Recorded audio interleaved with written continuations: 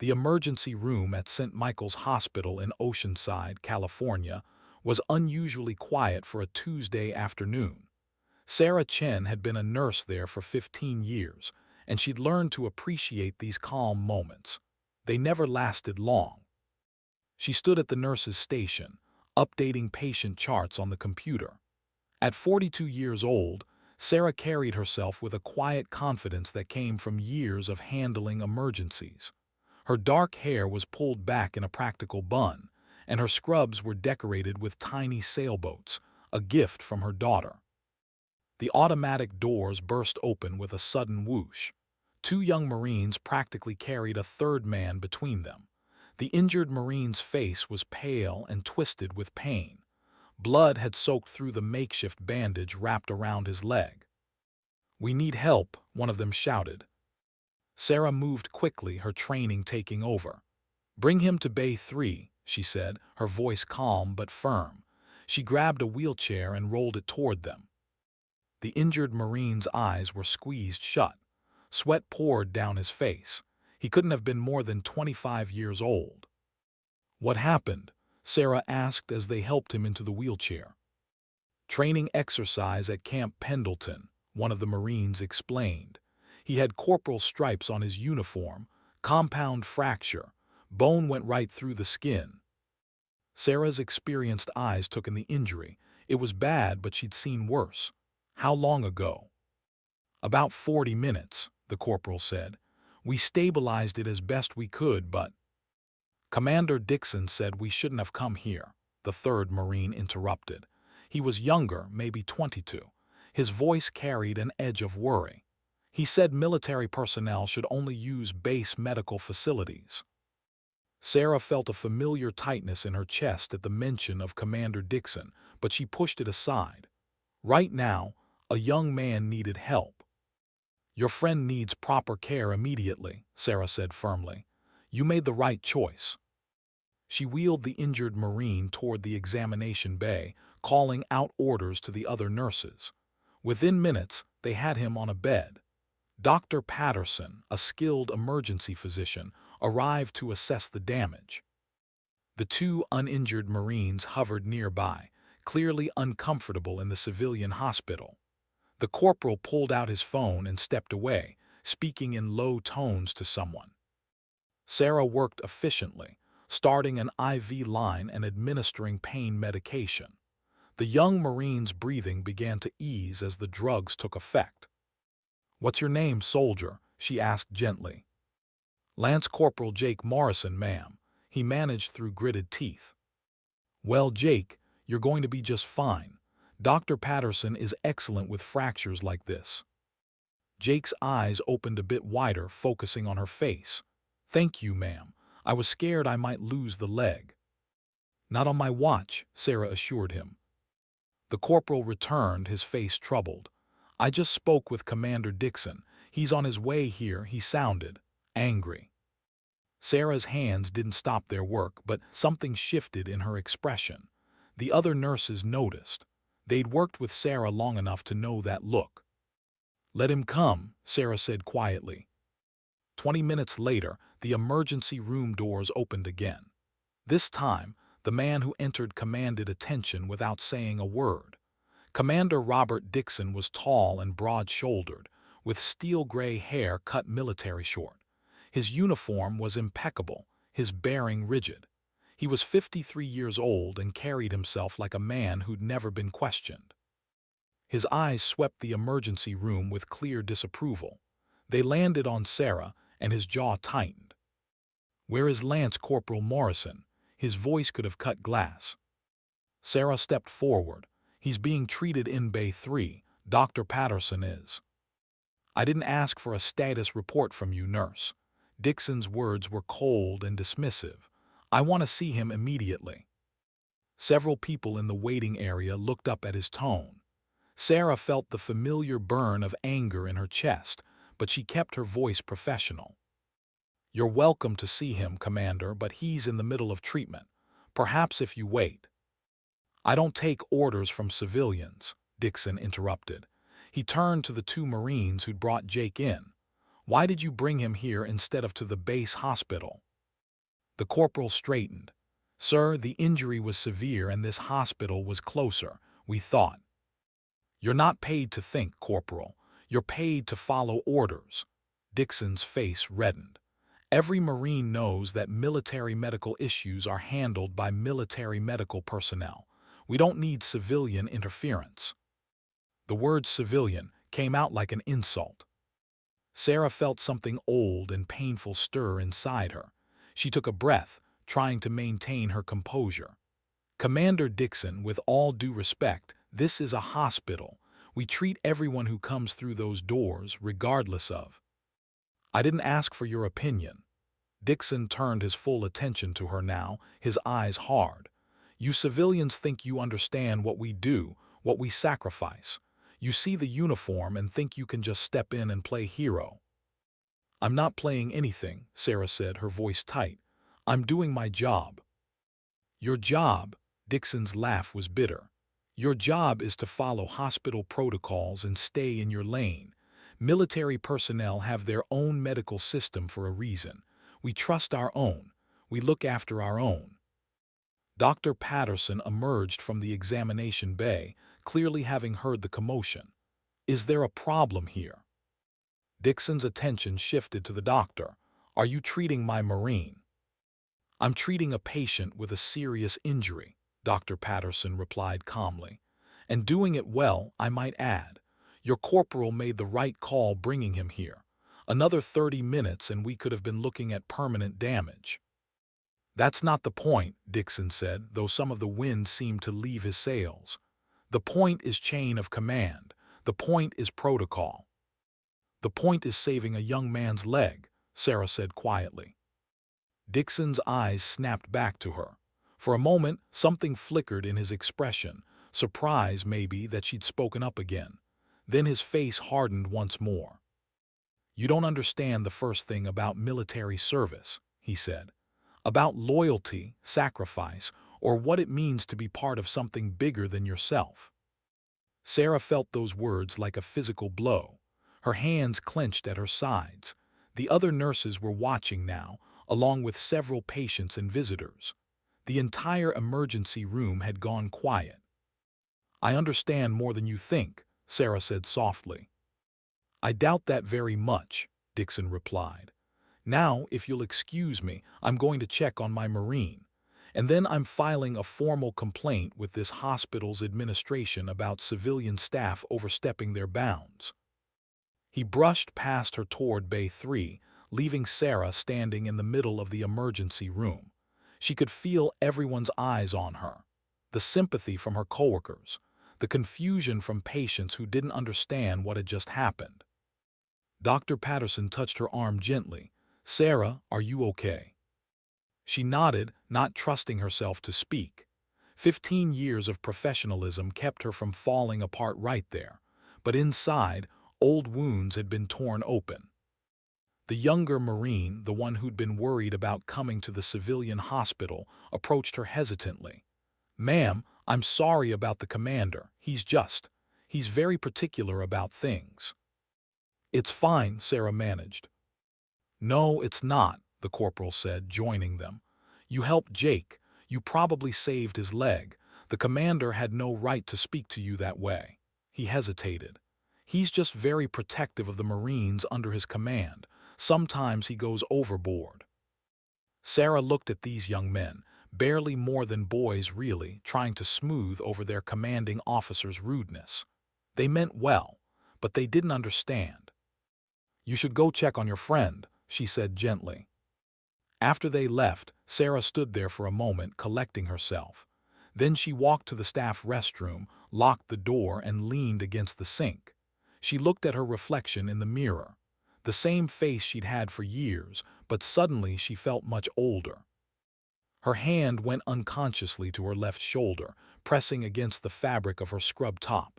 Underneath, hidden from view, was the tattoo. She'd gotten it 20 years ago in a different life.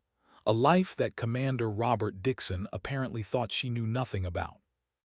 The insignia of the United States Marine Corps, an eagle, globe, and anchor, and beneath it the motto, Semper Fidelis, always faithful.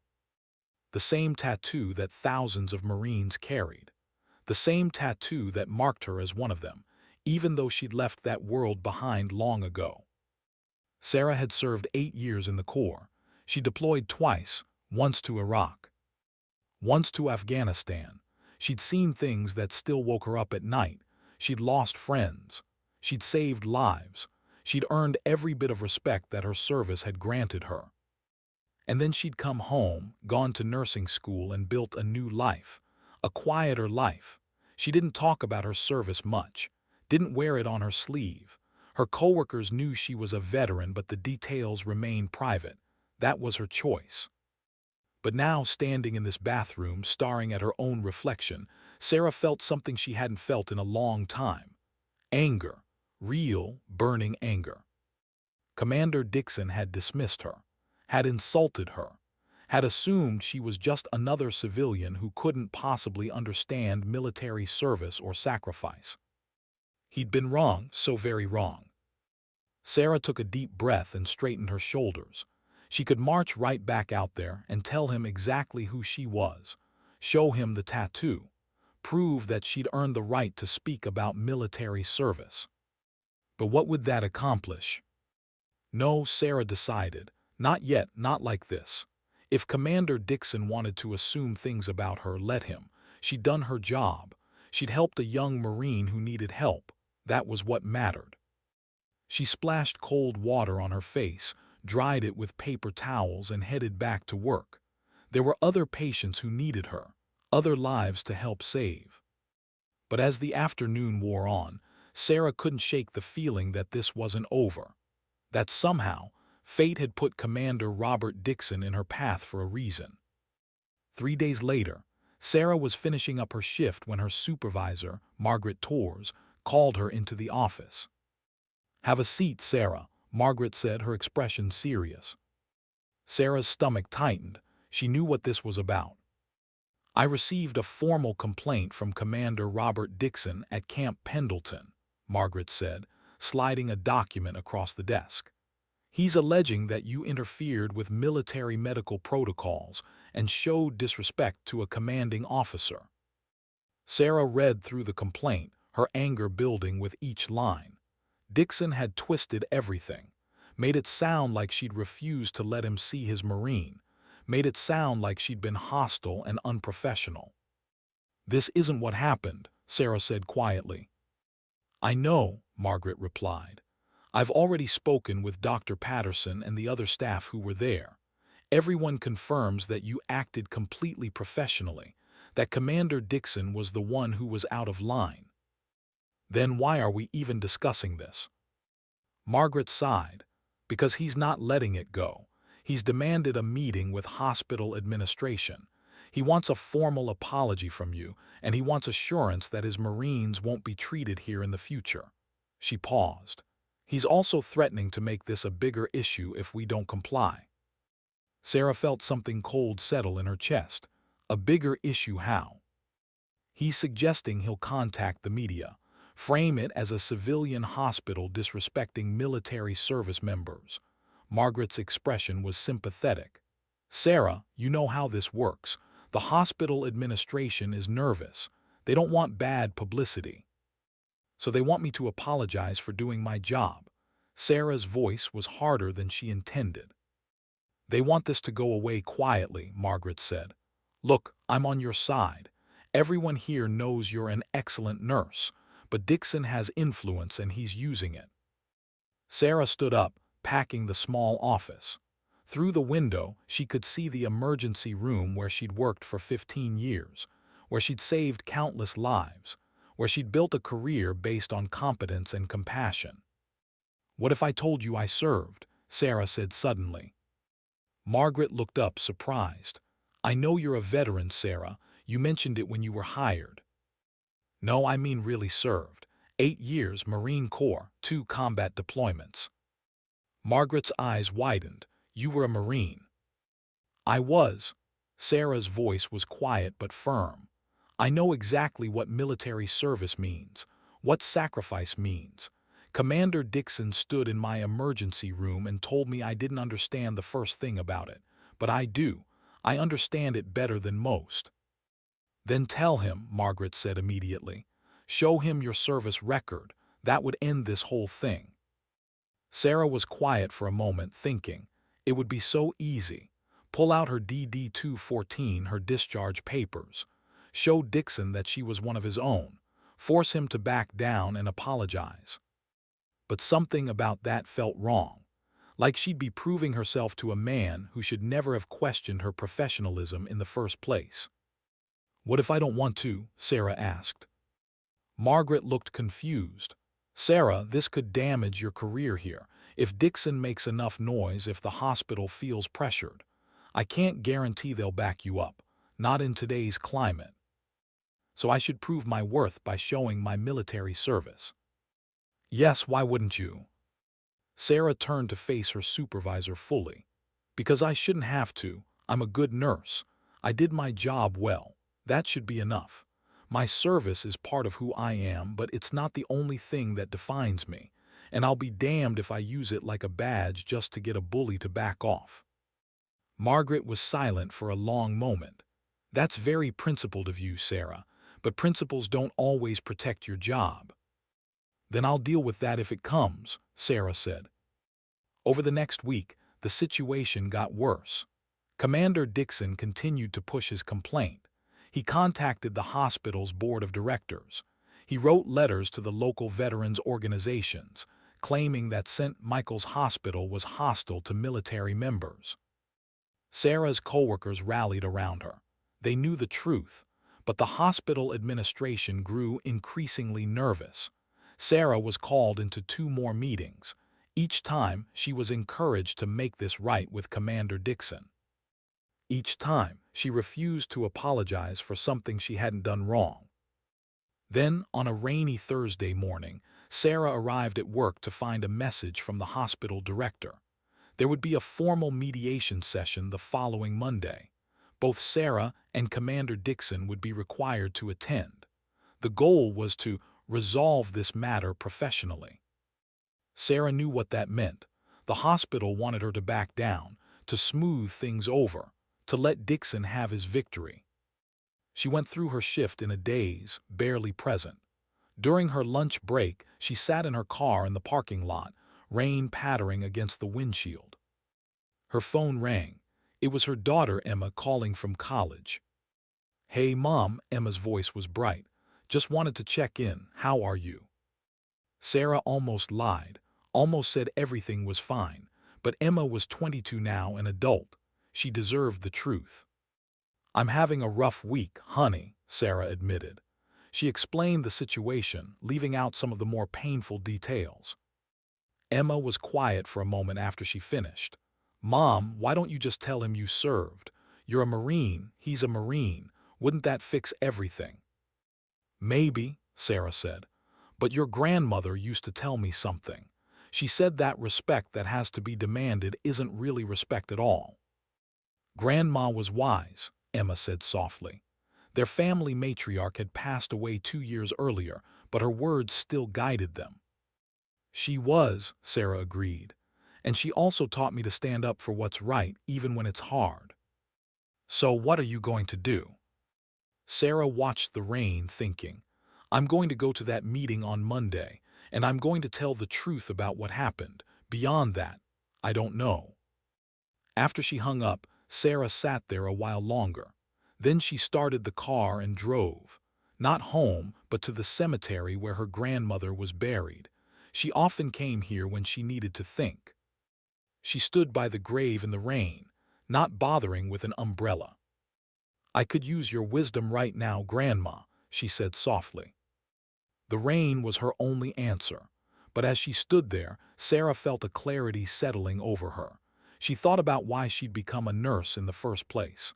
After leaving the Marines, after seeing so much death and destruction, she'd wanted to heal, to help, to save lives instead of being trained to take them.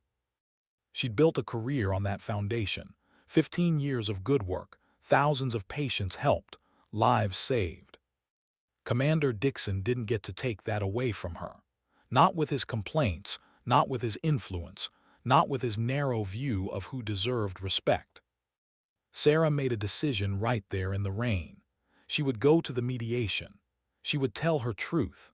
And if the hospital chose to side with Dixon over her, well, maybe it was time to find somewhere that valued her for who she was, not what she could prove. The weekend passed slowly. Sarah spent Saturday with friends trying to distract herself. On Sunday, she went to church, something she didn't do often, but it felt right. Monday morning arrived cold and gray. Sarah dressed carefully in professional clothes and drove to the hospital. The mediation was scheduled for 10 o'clock in the main conference room. She arrived 15 minutes early. The hospital director, Mr. Jameson, was already there, along with Margaret and the hospital's lawyer. They all looked nervous. "Sarah, thank you for coming," Mr. Jameson said. "We're hoping to resolve this matter amicably today." "I'm here to tell the truth," Sarah replied. "That's all I can promise." At exactly 10 o'clock, Commander Dixon arrived. He wore his dress uniform, every medal and ribbon perfectly placed. He was accompanied by a Marine Corps lawyer and one of his officers, a captain Sarah didn't recognize. Dixon's eyes met Sarah's across the room. There was no warmth there, only cold certainty. He believed he was right. He believed he would win. They all took seats around the conference table. Mr. Jameson cleared his throat. "Thank you all for coming. The purpose of this meeting is to address Commander Dixon's concerns and find a resolution that works for everyone." He looked at Sarah. "Commander Dixon has outlined his complaint. Sarah, would you like to respond?" Sarah looked around the table, at the nervous hospital administrators, at Dixon's confident expression, at the lawyers with their notepads ready. Then she looked at Margaret, who gave her an encouraging nod. "Yes," Sarah said, "I'd like to respond." She took a breath and began to speak. She described what had happened that day in the emergency room, how the Marines had brought in their injured friend, how she'd provided immediate, professional care, how Commander Dixon had arrived and immediately become hostile. "At no point did I interfere with his ability to see Lance Corporal Morrison," Sarah said clearly. "I only asked him to wait until the immediate treatment was complete. That's standard protocol for any patient, military or civilian." "You overstepped," Dixon interrupted.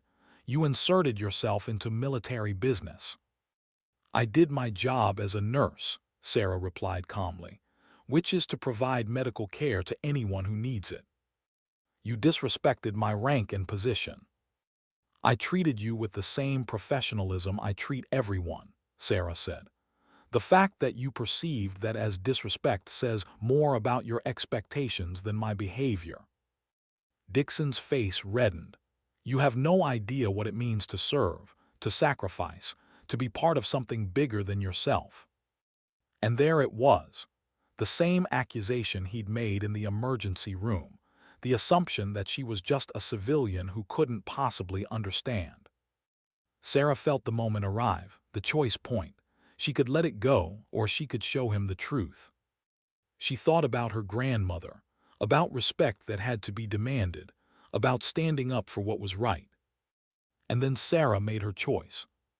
She stood up slowly. In one smooth motion, she pulled down the left side of her collar, exposing her shoulder. There, in dark ink that had barely faded over 20 years, was the unmistakable eagle, globe, and anchor of the United States Marine Corps. The room went completely silent. Commander Dixon's expression changed from anger to shock, to something Sarah couldn't quite read. "Sergeant Sarah Chen," Sarah said quietly, "3rd Battalion, 1st Marines, Iraq 2003, Afghanistan 2006, 8 years of service, honorable discharge." She paused. "Semper Fi, Commander." The silence in the conference room stretched out like a living thing. Commander Dixon stared at the tattoo on Sarah's shoulder, his face cycling through emotions, shock, confusion, and something that might have been embarrassment. "You're a Marine," he said finally. "It wasn't a question." "I was a Marine," Sarah corrected, covering her shoulder again and sitting back down. "I served my time. I served it well, and then I came home and became a nurse." The Marine Corps lawyer next to Dixon leaned over and whispered something to him. Dixon's jaw tightened, but he nodded. Mr. Jameson, the hospital director, looked like he'd been hit with a baseball bat. "Sarah, I had no idea you served in combat. Your file just says veteran." "I don't advertise it," Sarah said simply. "It's part of my past, but it's not who I am now." Dixon cleared his throat. He looked uncomfortable for the first time since Sarah had met him. "Why didn't you say something? When I came to the hospital, when I filed the complaint?" Sarah met his eyes steadily. "Because I shouldn't have had to, Commander. I'm a good nurse. I did my job well. That should have been enough. My military service doesn't make me more worthy of respect than any other nurse in that hospital who does their job with the same level of care and professionalism." "But you're one of us," Dixon said, and there was something almost pleading in his voice now. "You understand."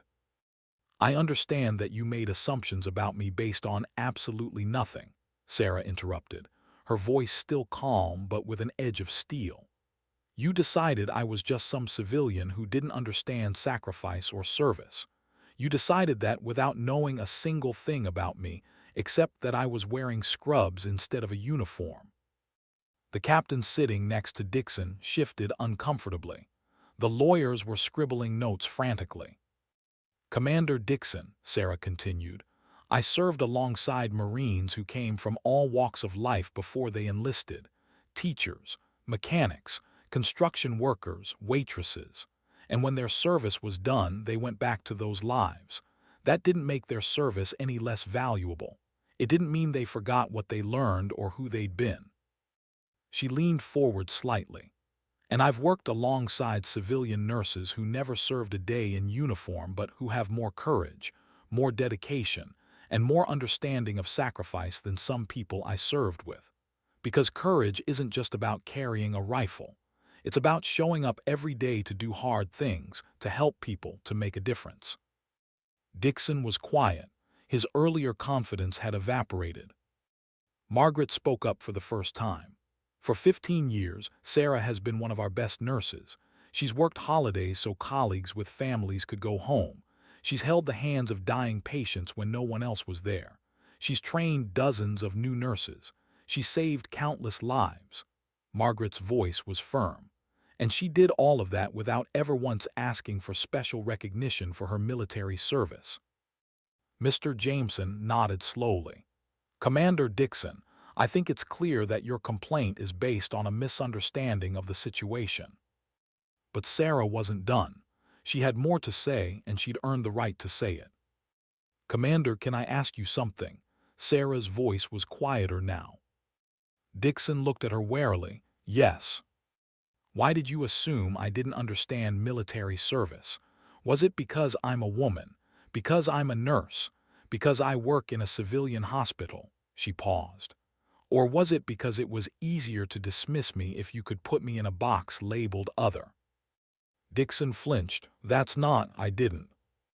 "I think you did," Sarah said gently. "And I think you do it a lot. I think you see the world as military and civilian, us and them. And anyone on the other side of that line doesn't measure up in your eyes."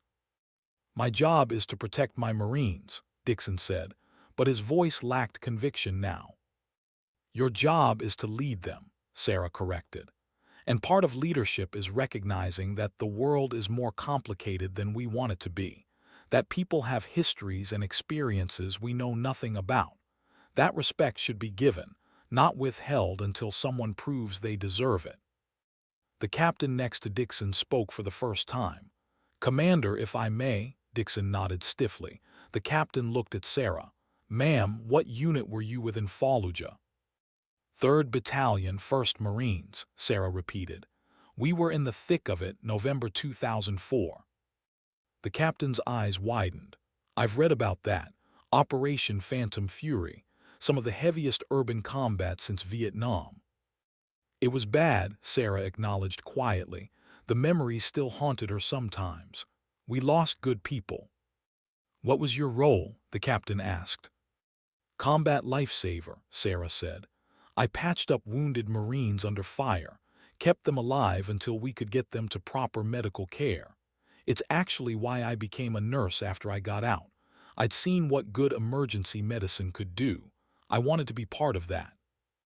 Dixon had gone very quiet. His earlier anger had completely drained away, replaced by something else. Shame, maybe. "I owe you an apology," he said finally. The words seemed to cost him something. "I made assumptions. I was wrong." Sarah nodded slowly. "Yes, you were wrong. But Commander, I don't want you to apologize just because you found out I'm a veteran. I want you to understand that you were wrong the moment you disrespected me in my workplace, regardless of my background." "I understand," Dixon said, though Sarah wasn't entirely sure he did. Mr. Jameson looked relieved. "So can we consider this matter resolved?" But Sarah held up a hand. "Not quite. Commander Dixon, you need to withdraw your complaint, and you need to send a letter to the hospital board and to the veterans organizations you contacted, explaining that your initial concerns were based on a misunderstanding." Dixon's pride warred visibly with his guilt. Finally, he nodded. "I will." "And one more thing," Sarah said. "Lance Corporal Morrison, the Marine who was injured, how is he?" Dixon's expression softened slightly. "He's doing well. The surgery to repair his leg was successful. The doctor said if he'd waited much longer, the damage might have been permanent." "That doctor was right," Sarah said. "Your Marines did the right thing bringing him to us. They saved their friend's leg, maybe his career. I hope you told them that." "I will," Dixon said quietly. The meeting ended shortly after that. Paperwork was signed. Promises were made. The lawyers seemed satisfied. Mr. Jameson looked relieved. Margaret gave Sarah a proud smile. As everyone filed out, Dixon lingered. He approached Sarah as she was gathering her things. "Sergeant Chen," he said formally. "Just Sarah now," she replied. "Sarah, then." He hesitated, clearly uncomfortable. "I spent 25 years in the Corps. I've commanded hundreds of Marines, and I thought I understood what service meant, what honor meant." He paused. "You taught me something today. You didn't use your service as a shield or a weapon. You could have thrown it in my face right from the start, but you didn't. Like I said, Commander, my service is part of who I am, but it's not the only thing that defines me." Dixon nodded slowly. "I wish more people understood that, military and civilian alike." He extended his hand. "Thank you for your service, both of them." Sarah shook his hand. "Thank you for listening, and for being willing to admit you were wrong. That takes its own kind of courage." After Dixon left, Margaret came over and hugged Sarah tightly. "I am so proud of you. The way you handled that, with dignity and strength. You didn't let him bully you, but you also didn't humiliate him." "He humiliated himself," Sarah said. "I just gave him a chance to learn from it." That evening, Sarah drove to the nursing home where one of her former Marine buddies lived. Tony Rodriguez had lost both legs in Iraq and struggled with PTSD for years. Sarah visited him regularly, though she'd never told her coworkers why. She found him in his usual spot, the recreation room, watching the news. "Hey, Tony," she said, sitting down next to him. "Sarah, twice in 1 week. What's the occasion?" Sarah told him about Commander Dixon and the whole situation. Tony listened, his weathered face thoughtful. "So you finally told someone you were a Marine," he said when she finished. "I had to," Sarah replied. "No, you didn't," Tony said wisely. "You chose to. There's a difference. You could have kept quiet, let them fire you if it came to that, and maintained your principles completely.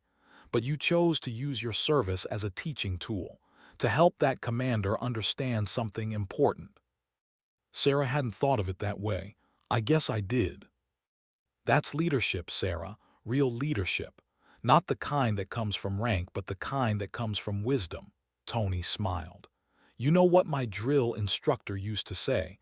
Being a Marine isn't about the uniform you wear. It's about the values you carry." "Semper Fi," Sarah said softly. Semper Fi, Tony echoed. The following week, true to his word, Commander Dixon sent letters to the hospital board and the veterans' organizations. He admitted his mistake and praised Sarah's professionalism and service. He also implemented a new policy at Camp Pendleton. When Marines needed emergency medical care, they should go to the nearest appropriate facility, military or civilian. The hospital director called Sarah into his office again, but this time it was to thank her and to apologize for not supporting her more strongly from the beginning. "You handled an impossible situation with grace," Mr. Jameson said, "and you taught all of us something about making assumptions." Sarah also received a letter from Lance Corporal Morrison, the Marine she'd treated. He thanked her for her care and told her that his recovery was going well. He included a photo of himself standing with crutches, smiling broadly, surrounded by his unit. On the back he'd written, "Thanks to you, I'm going to walk again. Thanks to you, I'm still a Marine." Sarah put the photo on her fridge at home, next to pictures of Emma and her late grandmother. But the most unexpected development came 2 weeks later. Sarah was working her usual shift when she saw a familiar face in the emergency room waiting area. It was the captain who'd been with Commander Dixon at the mediation. He approached the nurse's station with a young woman beside him, his wife, based on the way they held hands. "Captain," Sarah greeted him, surprised. "Is everything okay?" "Yes, ma'am. I'm actually here because my wife is pregnant and we wanted to tour the maternity ward. We heard this hospital has an excellent program." "We do," Sarah confirmed, smiling at the young woman. "Congratulations." "Thank you," the captain's wife said. "Actually, my husband told me about you, about what happened with Commander Dixon. I wanted to meet you." "Oh," Sarah was puzzled. "I'm a Marine too," the young woman explained. "Captain Linda Torres. I'm currently on maternity leave, but I'll be returning to duty after the baby comes. And hearing about how you handled that situation, how you didn't let Commander Dixon's assumptions define you, it meant something to me." She paused. "Women in the military face that kind of thing a lot, being underestimated, being dismissed. You showed me how to stand up for yourself without losing your dignity." Sarah felt tears prick her eyes. "Thank you for saying that. It means more than you know." Captain Torres smiled. "Semper Fi, ma'am." "Semper Fi," Sarah replied.